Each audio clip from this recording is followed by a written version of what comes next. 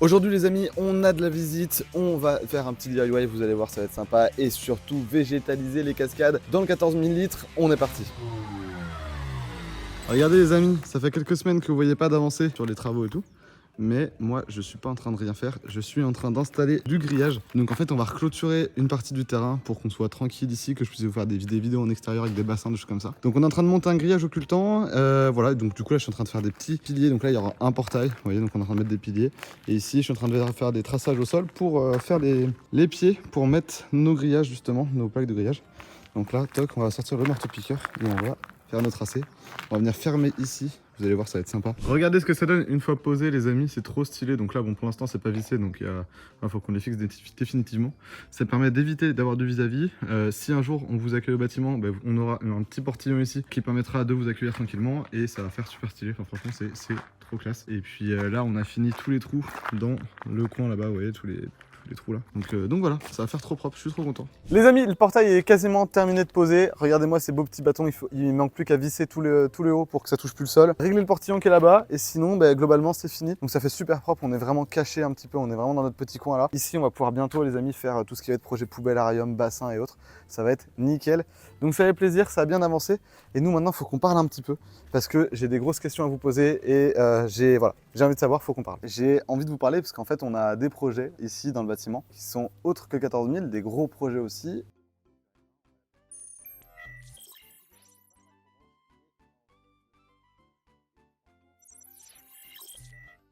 En tout cas d'un particulier, c'est des trucs qu'on a déjà pu voir bien sûr, en tout cas pas de la façon dont on va le faire, mais je peux pas vous en parler plus aujourd'hui. L'idée aujourd'hui là c'est juste, je vais faire un petit extrait pour avoir votre avis là-dessus, prendre la température. On a plusieurs problèmes, avec Aquabiotop on est dans une niche, avec Gabaqua on est dans une niche internet YouTube dédiée à l'aquariophilie. Donc c'est-à-dire que c'est vraiment tout petit en termes de communauté, et clairement on est vachement bridé en termes de plein de choses, en termes de collaboration avec des marques, et aussi de revenus, hein. Clairement c'est un domaine qui est pas forcément très porteur, du coup c'est de gros challenges. Aujourd'hui sur le 14 000, je me suis vraiment lancé dedans parce que j'avais envie de me lancer dans un projet comme ça, dans un projet gargantuesque, vraiment assez fou avec plein de choses à faire. Et là aujourd'hui j'ai envie de repartir dans un truc encore plus gros. On parle pas simplement d'un bassin, vous comprendrez d'ici si ça se fait, si selon la température, selon vos retours les amis dessus. Du coup j'ai plusieurs choses. Donc déjà je voulais savoir si les collaborations commerciales, les partenariats comme on voit dans plein de vidéos YouTube, si ça vous dérange. J'aimerais bien le faire, donc c'est-à-dire que c'est des encarts publicitaires clairement qu'on vend à des marques, donc c'est comme ça que ça marche sur YouTube, donc en termes de rémunération. J'imagine que ça vous pose pas trop de problème.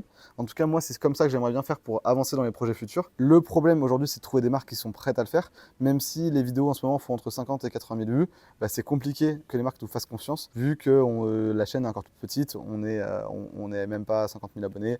Voilà, donc c'est une toute petite chaîne et du coup c'est un peu compliqué pour ça. Voilà, et là on a un projet, du coup au final, j'aurai tout un dossier à vous proposer selon vos réponses et tout, mais qui peut monter dans les à peu près 25 000 € je pense. On va être aidé par des marques, normalement j'en ai déjà discuté avec, donc pour pas mal de matos, fournir du matos, etc.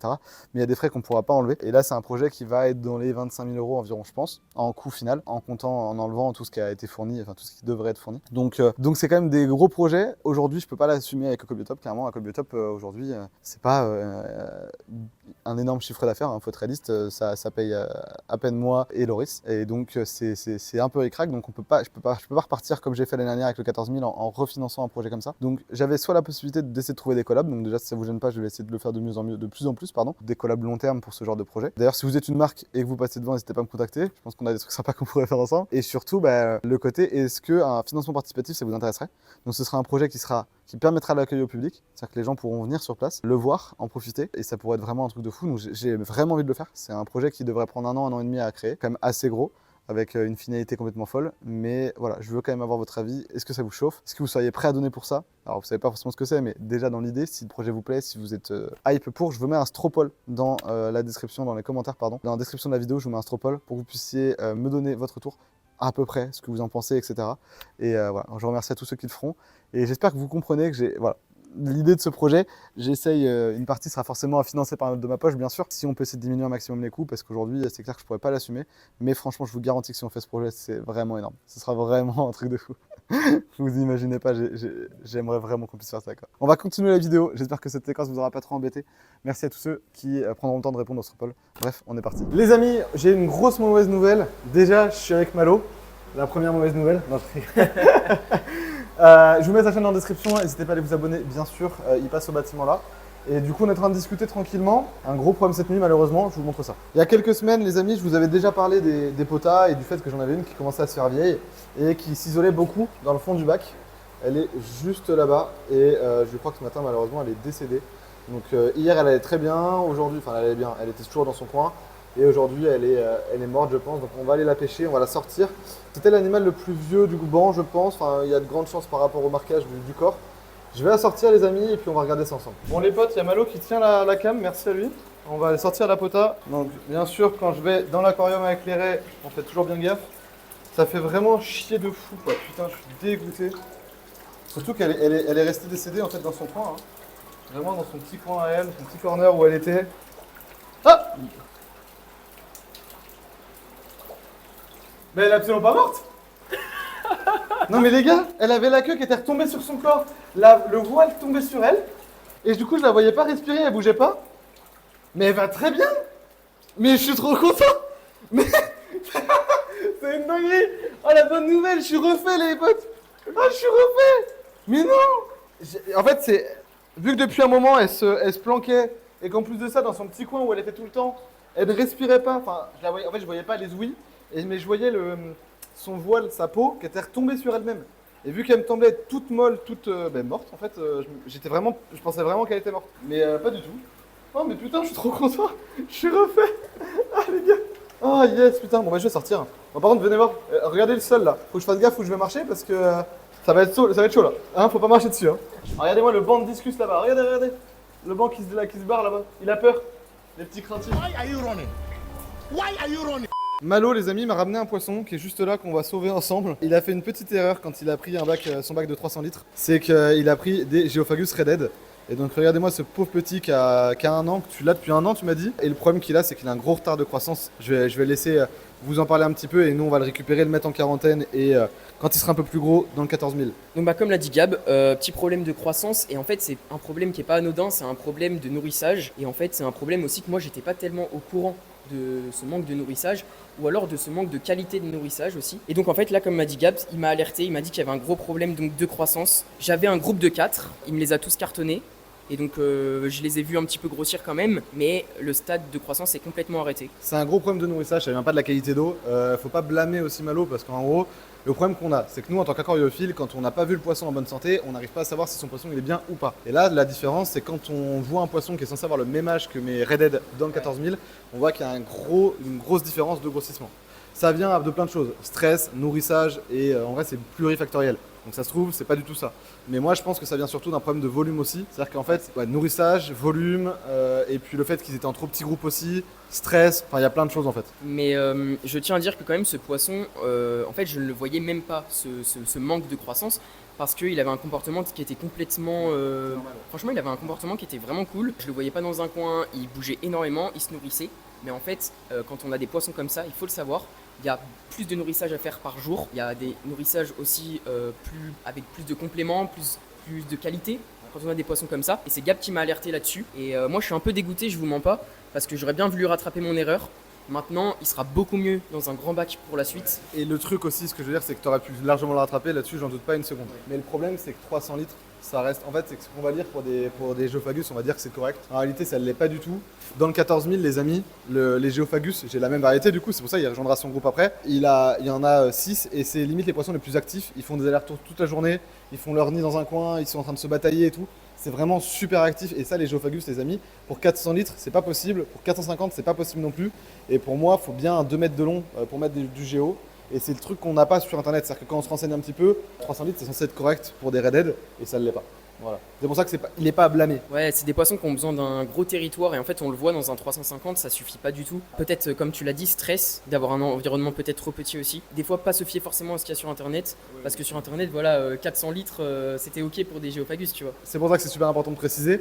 T'es pas à blâmer là-dedans, c'est simplement, c'est normal. Déjà, non mais voilà, c'est que ça arrive, moi aussi j'ai perdu des poissons à cause de ça. Et clairement, quand on n'en a pas maintenu, c'est compliqué de se projeter aussi, surtout sur la possibilité de grossissement et sur le bon grossissement d'un poisson.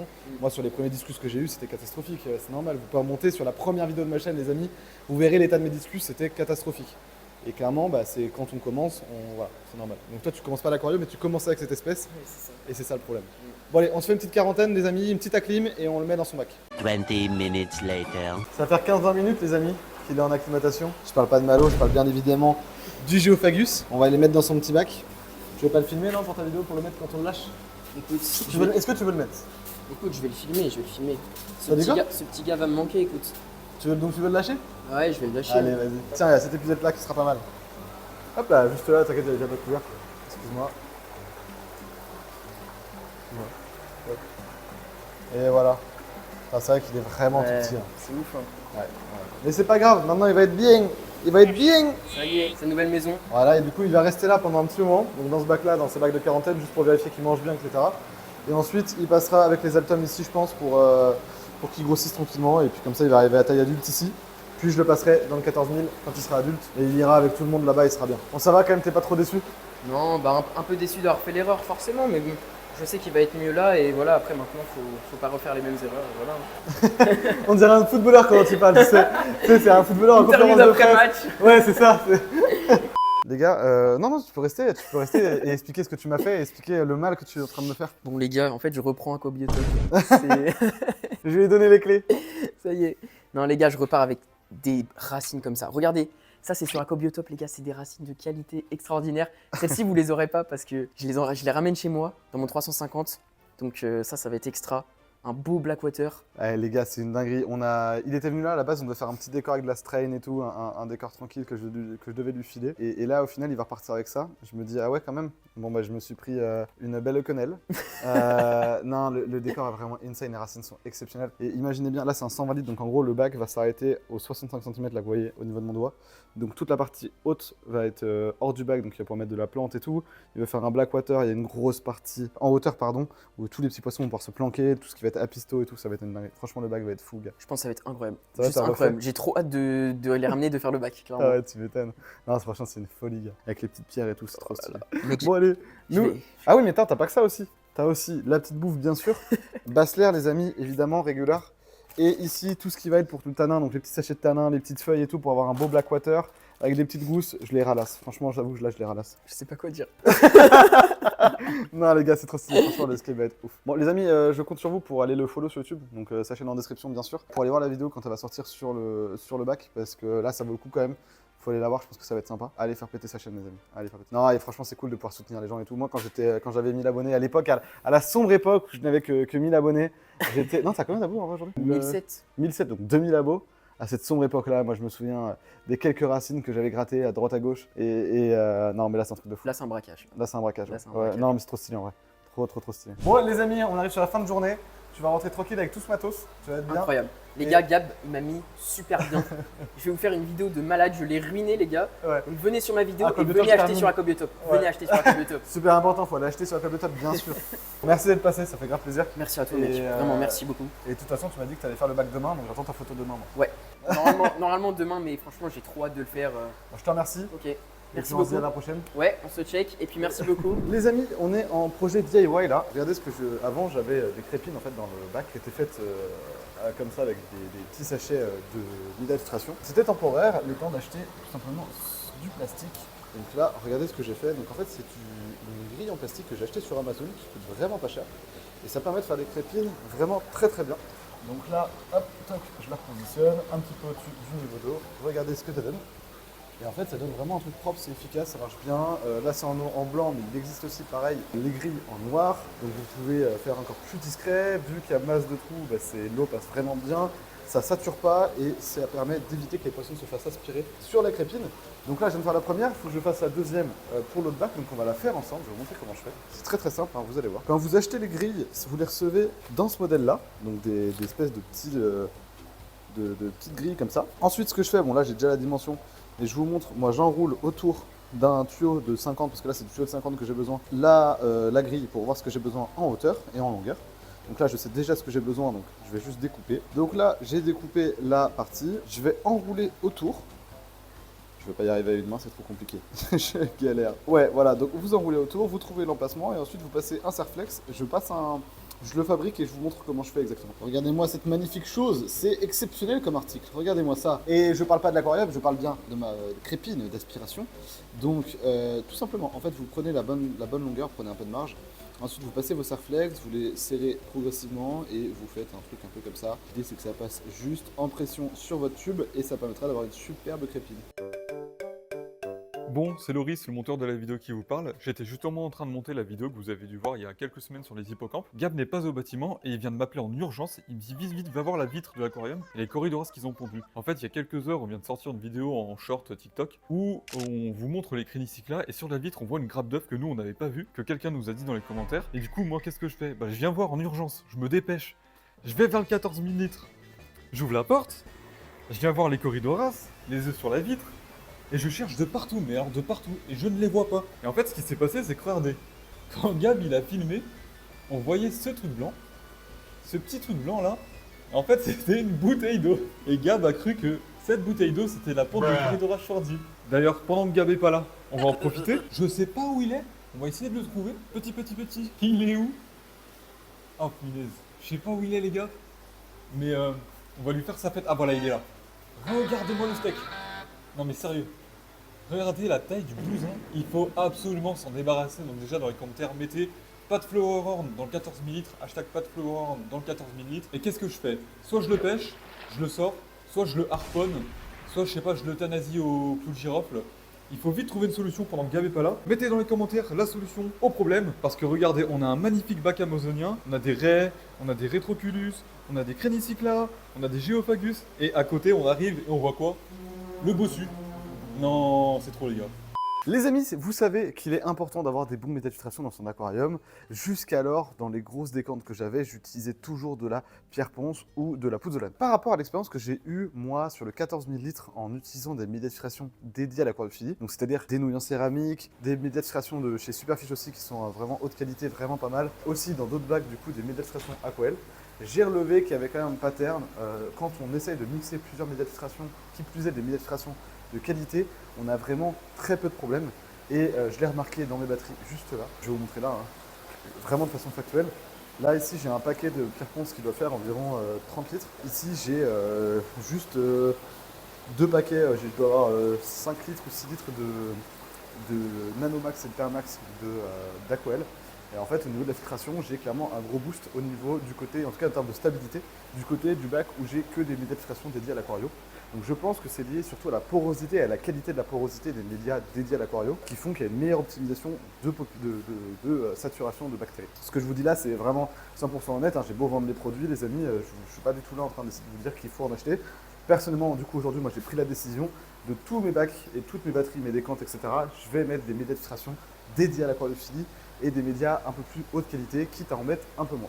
Du coup, ce que j'ai fait, c'est que pour remplir mes batteries là-bas, parce qu'il faut que je continue à remplir les bacs là-bas et faire en sorte que tous les bacs soient bien cyclés, j'ai acheté une centaine de litres de médias de filtration Aquel, donc des Perlmax et des Nanomax, en gros leur haut de gamme.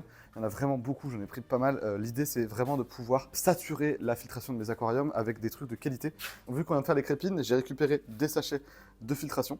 Donc je vais commencer par les remplir avec des médias de filtration et après je vais en remplir d'autres. Donc là, on va commencer par le Perlmax, j'en ai vraiment beaucoup, hein. Là, il y a 2 cartons, regardez, et je vais vous montrer tous les cartons qu'il y a en dessous là. Il y a tout l'étage là et il y en a encore derrière. Bon, j'en ai préparé quelques litres. J'ai fait ce sac là, on a un deuxième sac ici. J'ai la glacière remplie de Perlmax. Donc on va aller mettre tout ça dans les filtres, partager de façon à peu près équitable pour qu'il y en ait partout, tout simplement. Bref, ça va être une bonne qualité, mais là-dedans, il y a déjà 10 litres. Donc on a 10, 20, 30, 40, 50, 60 litres à peu près. Déjà là. Regardez, donc ici j'en ai mis un sac. Là j'en ai remis ici quelques sacs. J'en ai mis là aussi. Bon là il faudra que je recharge un peu plus.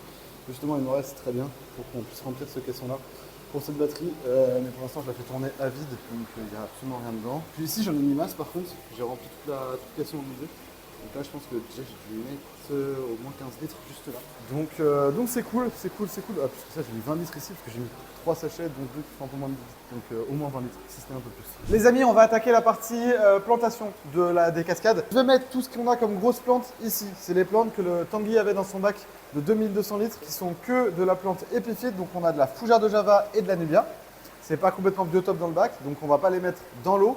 Par contre, on va les mettre dans les cascades parce que dans les cascades, une Anubia, ça va vachement bien se développer, ça va être vraiment super joli. On va aussi avoir pas mal d'Anubia ici qui n'étaient pas du tout dans le 2000 litres, mais que Tanguy avait dans différents bacs.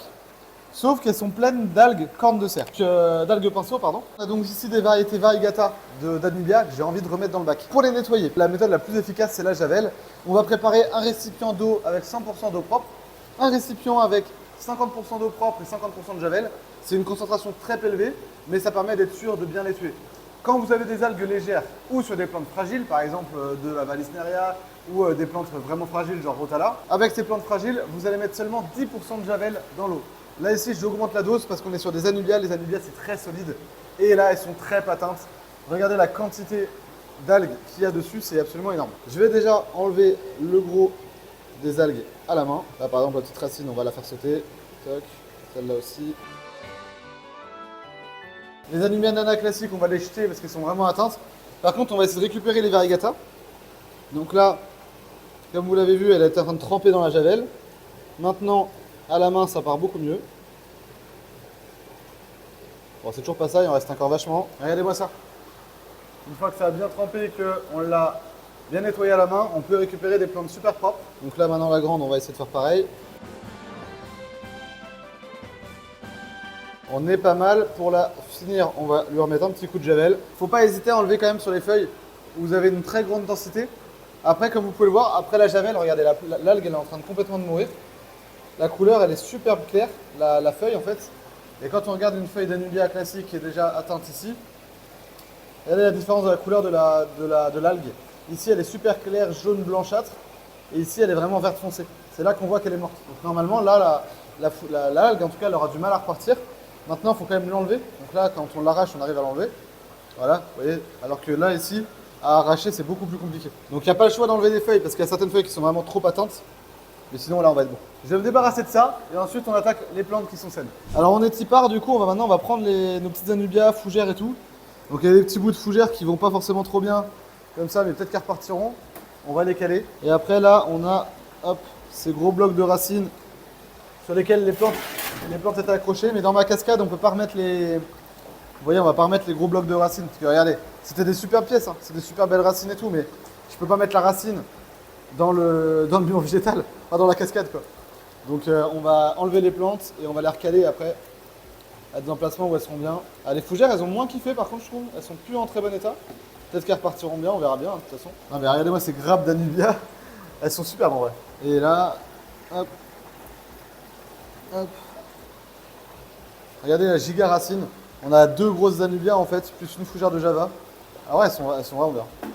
Le rhizome de cette fougère, il est pris, regardez. On voit le rhizome là, qui est dans la dalle, enfin dans la dalle, n'importe quoi, dans la racine. Et elle est vraiment prise dedans, mais regardez. Regardez comment je décolle ça. Oh là là. Oh là, mais le système racinaire des Anubias, c'est ma boule. Oh là, c'est trop drôle, regardez comment elle a été prise. La plante, la Microsorium, a vraiment poussé dans l'Anubia. Et du coup, je peux même pas l'enlever quoi, elle est vraiment prise dedans. Ça, c'est super joli. Regardez tout ce qu'on a quand même, du coup. On va pouvoir mettre tout ça dans les cascades. Je vais venir les coller à la glu pour aquarium à certains points. Comme ça, elle va être directement fixe. Et franchement, ça va être vachement sympa parce que je sais pas si vous avez vu, mais regardez-moi les cascades que ça nous donne. Ça nous donne de superbes cascades. J'avais déjà testé avec les Anubias, voir ce que ça donnait. Il y en a une qui est tombée parce que je ne l'avais pas collée. Et la deuxième qui va plutôt bien. Donc on va pouvoir vraiment mettre pas mal de plantes. Et en fait, en laissant les cascades tourner, on voit vraiment les zones humides. Donc savoir comment on va situer ça. Donc on va faire ça ensemble. Et puis je m'équipe, je rentre dans le bac et on attaque. Les amis, on coupe les cascades comme ça directement via le téléphone. C'est nickel, c'est vachement bien ce petit système. Tout est connecté avec des prises. Là, j'enfile les waders.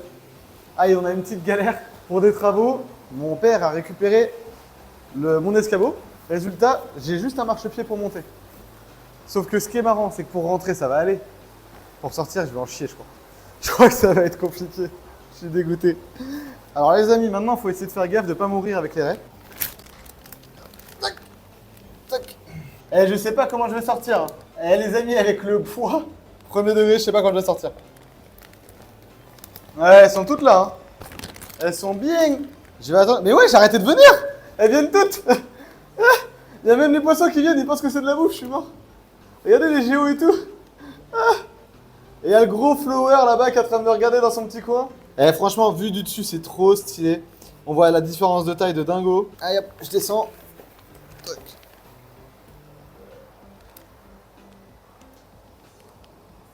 Voilà. On est bon. Vu qu'elles sont pas là-bas, on va aller là-bas, nous. Pour l'instant, on va aller s'occuper de l'autre cascade. Est-ce que vous l'avez vu, le danger, là? Est-ce que vous voyez le danger en vidéo, les amis? Juste à mes pieds. Regardez, est-ce que vous comprenez de quoi je parle? Je sais pas si... Loris, est-ce que tu penses avoir compris? Est-ce que tu crois avoir compris ce qu'il y a à mes pieds qui est dangereux? Tu l'avais pas vu, hein? Moi non plus, je l'avais pas vu avant d'arriver. C'est pour ça qu'il faut faire super gaffe, les potes. Super gaffe quand on rentre dans le bac. Parce que là, elle est juste là, et ça, par contre, ça pardonne pas. Ça, typiquement, on lui marche dessus, déjà on lui fait mal, et ensuite c'est forcément, elle va nous attaquer. Et en plus, elle est bien dans le passage. C'est vraiment juste pour m'embêter, ça. Hein. Elle, on va juste l'esquiver parce qu'elle me regarde mal. Je la vois avec ses gros yeux là. C'est bon. Donc, là, on est dans notre petit spot. D'ailleurs, il y a une ponte de discus qui est juste là. Les discus sont partis parce qu'ils ont eu beaucoup trop peur. Je vais regarder où ils en sont. Ouais, on est dans la première journée. Et ils ont été pondus aujourd'hui. Donc, ils sont loin d'être prêts. Donc, on va commencer à attaquer, hein, j'ai envie de dire les plantes quand même. On va se mettre une petite fougère ici, je pense. D'ailleurs, les amis, les bégonias qu'on avait installés ensemble il y a quelques temps, juste là, ils ont super bien pris. Les feuilles sont superbes. Il y a même une fleur qui avait poussé ici. Et ils ont tous bien pris. Il n'y en a aucun qui est mal reparti. On va venir se mettre cette petite là, je pense, dans un coin où elle ne bougera pas, genre là. Là, elle va être bien dans l'eau. Hop, et elle partira pas, ça c'est sûr. Tac, tac, tac, voilà. Alors là maintenant, on va prendre l'anubia quand même pour mettre un peu d'anubia ici. Hein. En fait, j'ai peur d'essayer de les coller parce que j'ai peur que si ça bouge, ce soit vraiment dégueulasse. Les plantes, elles kiffent pas être collées, les amis. Mais une fois que les racines ont survécu justement au collage, ça marche super bien. Voilà, là on est good. La première anubia, on est pas mal. Qu'est-ce qu'on pourrait se rajouter ici? Il me reste beaucoup et là-bas on a déjà 2 anubias, donc ici on peut charger un peu plus. Il nous reste plein de petits bouts de fougère, de mini anubia comme ça là.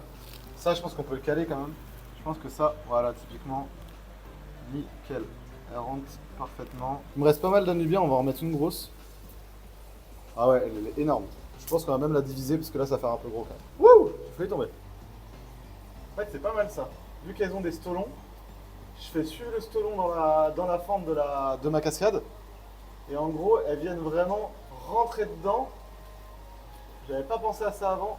Ah ouais!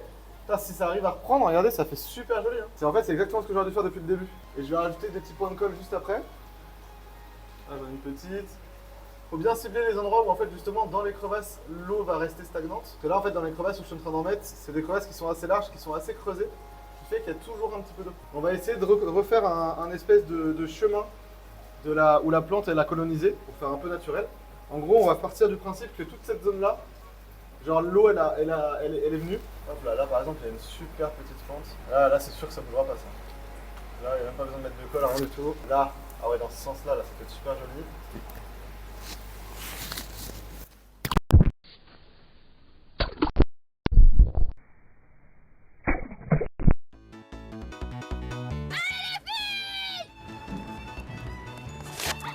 Le Dorlo, dans 20-30 ans, il n'y en aura plus. Il est tombé. Hello, how are you? I am under the water.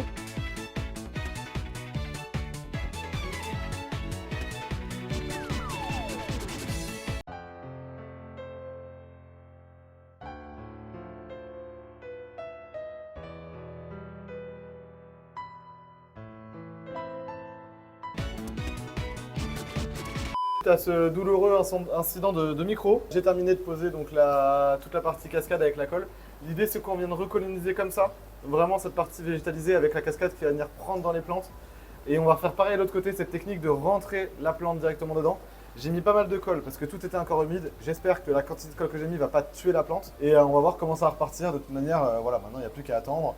J'ai pas assez pour coloniser plus que ça, mais ça fait déjà une bonne quantité, en tout cas pour un petit départ. Après on pourra mettre de la bucéphalandra, de la mousse et tout, ça va être trop stylé. Mais en tout cas déjà il y a tout ça et c'est fait bien stylé.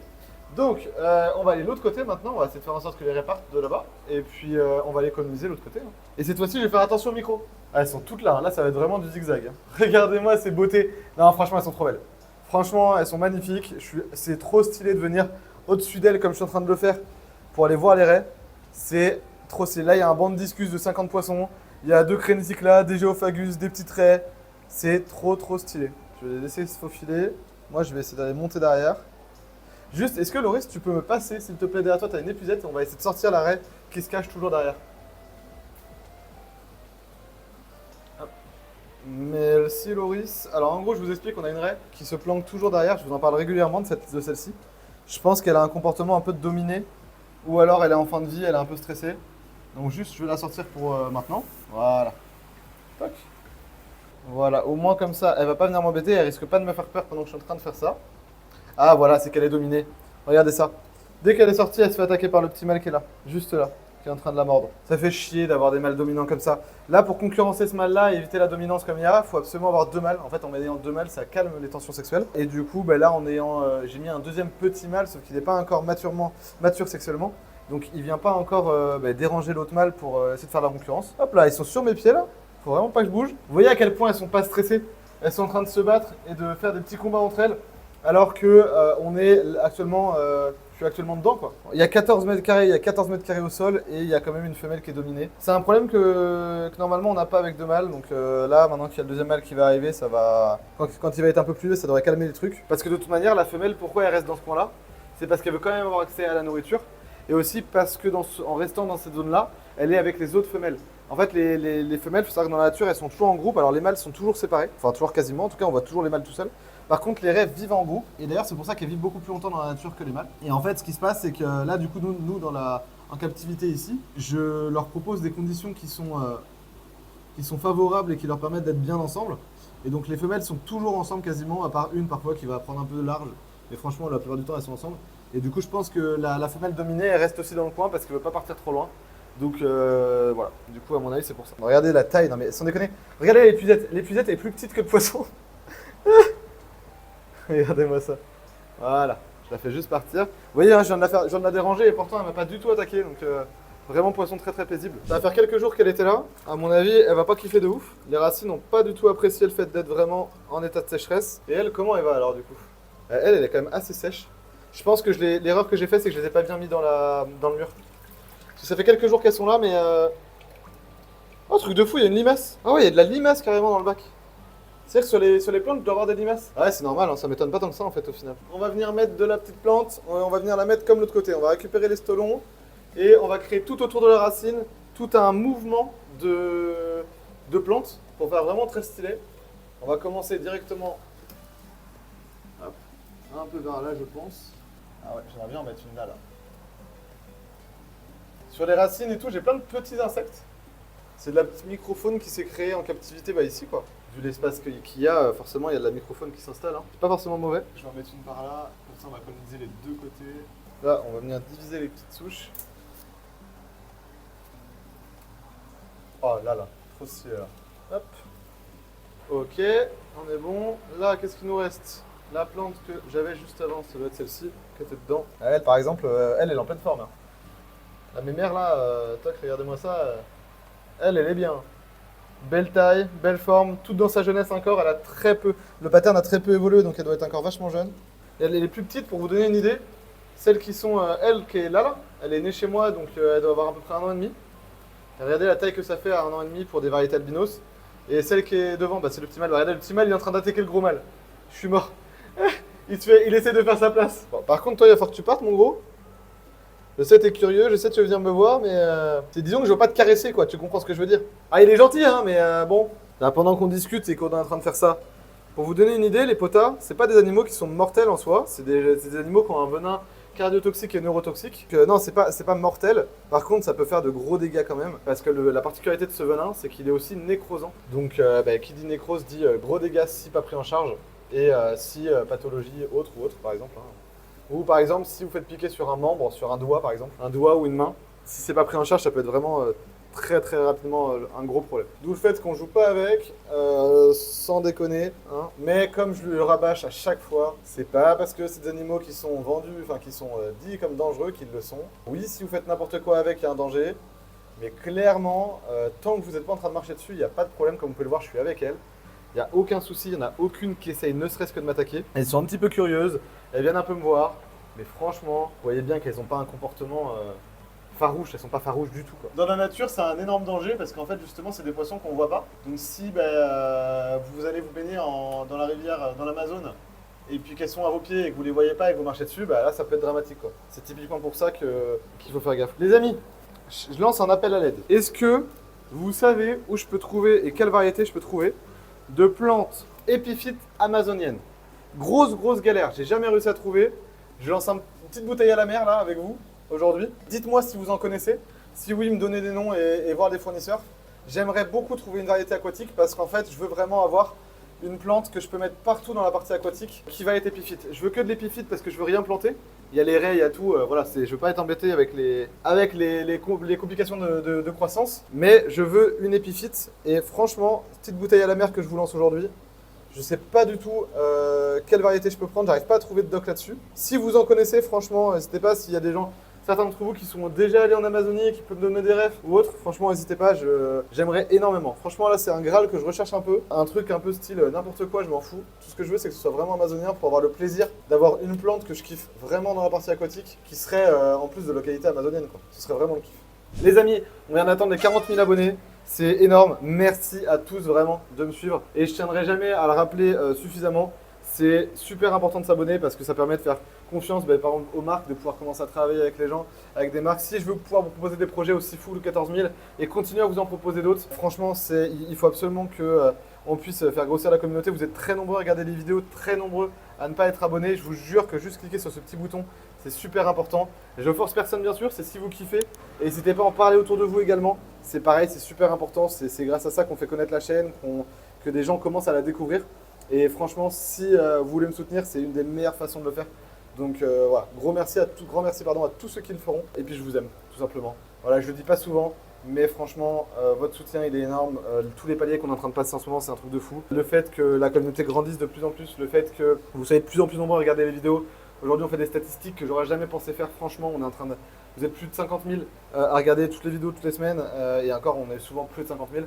Donc franchement, voilà. Énorme merci. Et franchement, c'est grâce à vous que je fais ça. C'est grâce à vous qu'on fait ça. C'est grâce à vous que j'ai envie de continuer. Et gros cœur sur vous. Voilà, tout simplement.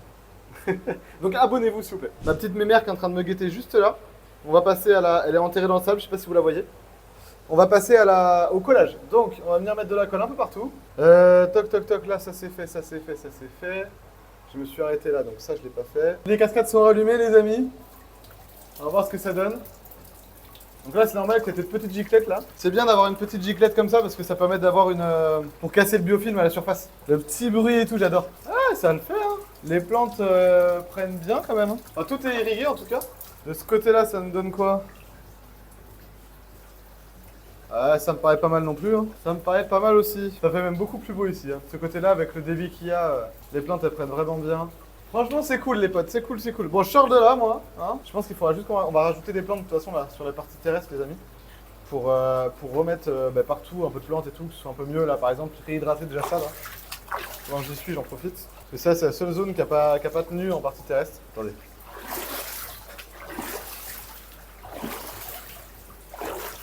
Ouais, alors en gros, c'est parce que la pompe de la brumisation, les amis, elle a pris un petit coup de chaud. Il y a un truc qui est rentré dedans, du coup, résultat, ça m'a niqué la pompe. Donc c'est pour ça que là, il y a une nouvelle pompe qui arrive, mais vu que la pompe marche plus, là, ça a séché un peu. Et donc, dès qu'on va avoir la nouvelle brumie, ce sera re-ok, mais du coup, c'est pour ça aussi que je ne mets pas plus de plantes ici. Parce qu'à terme, je pense que je vais prendre des boutures de mes plantes dans le mur, les faire partir les pieds dans l'eau, pour coloniser en fait toutes ces parties-là. En plus de mettre des petites fougères épiphytes, des choses comme ça. Les amis, j'ai trop le seum parce que regardez comment on voit bien les raies dans le fond ici et comment on voit bien le bac. En fait, quand on est depuis par le dessus comme ça là, on voit aucune particule, on voit pas la poussière, le bac, on voit l'eau limpide. Mais c'est que quand on voit depuis la vitre, vu qu'il y a 2 mètres de large, je suis trop deg. Bon, c'est le petit truc, le petit point noir. En tout cas, les plantes vont bien dans le mur végétal. Là, je suis retourné dans le bac, on est quelques jours plus tard. Les plantes sont super bien, il n'y a aucune plante qui est sèche, vous voyez, les plantes sont toutes bien humides, même les feuilles et tout, elles arrivent à prendre l'humidité très bien. Donc je pense qu'elles vont bien s'acclimater, j'espère, en tout cas on verra ça dans le long terme. Ça roule parfaitement partout, je suis trop content les amis. Nous on se retrouvera samedi prochain pour une autre vidéo bien sûr, et si vous avez envie de voir comment on en est arrivé là, il y a toute la série de vidéos avec le prix, la conception du paludarium, etc. sur la chaîne YouTube, donc n'hésitez pas à aller voir ça, tout est en détail.